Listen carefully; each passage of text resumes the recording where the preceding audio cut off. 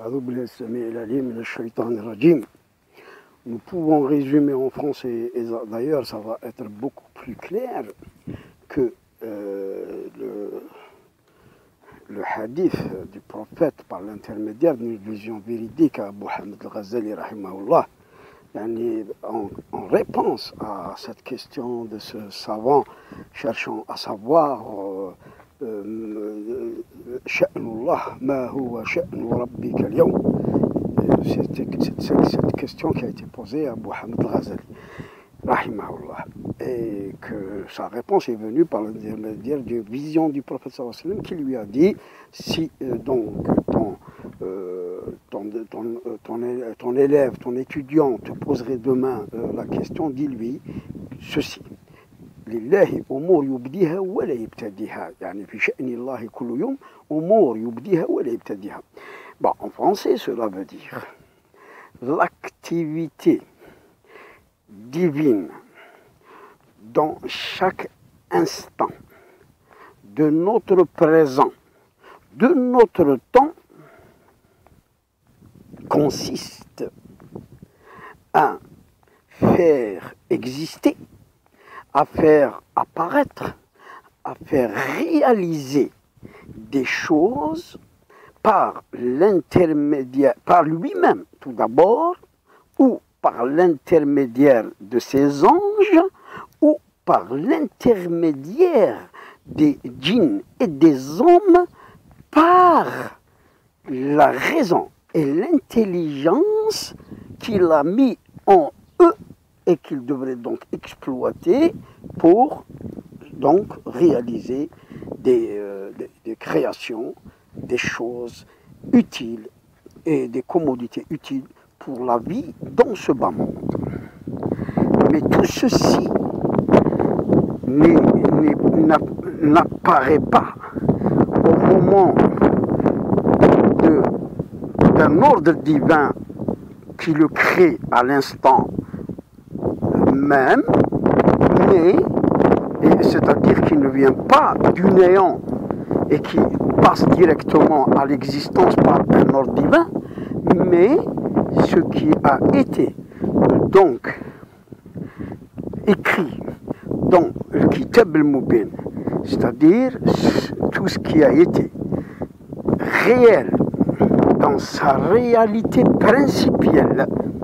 dans le Kitab al-Mubin, fil ilm al-azali, c'est-à-dire dans la matrice du premier monde complet et fini, où Dieu a inscrit toutes choses, toute la création de toutes choses, et il a aussi écrit les destins, les prédestinations et les termes fixés pour chaque vie, que ce soit la vie de l'univers lui-même, la vie de chaque créature sur la terre, donc dans les différentes espèces sans exception. Donc ils ont des durées déterminées de vie, et il a créé les cycles de reproduction afin que ce monde puisse exister jusqu'au terme fixe qui existe dans cette matrice du monde fini, universel, complet, écrit sur la table bien gardée, et duquel se reflète dans cette réalité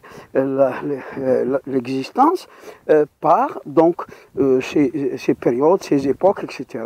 Depuis la venue de notre père Adam, le père de l'humanité, jusqu'au dernier homme qui va naître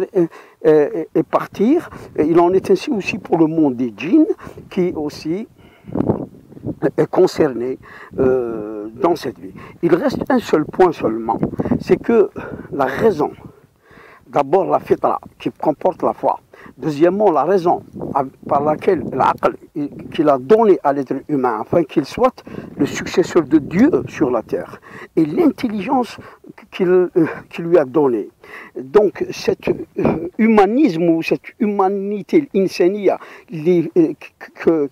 est dans l'homme, lui permet, sans relation avec la foi, donc de créer des choses, de fabriquer des choses, de concevoir des choses, d'avoir des sciences, d'avancer dans les sens et la connaissance. D'ailleurs, ceci, Dieu l'a mis dans